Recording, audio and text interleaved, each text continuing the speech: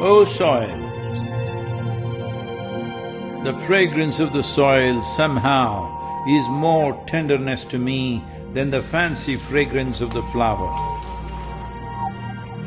The strength and sensitivity of life held in the soil lets off waves of passion of a different sort.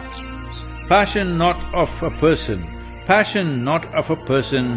but of my species that has gone insensitive to all that nurtures it and absorbs it at its end. As I walk barefoot, I break down with passion so profound that it defies all descriptions. O soil, my life.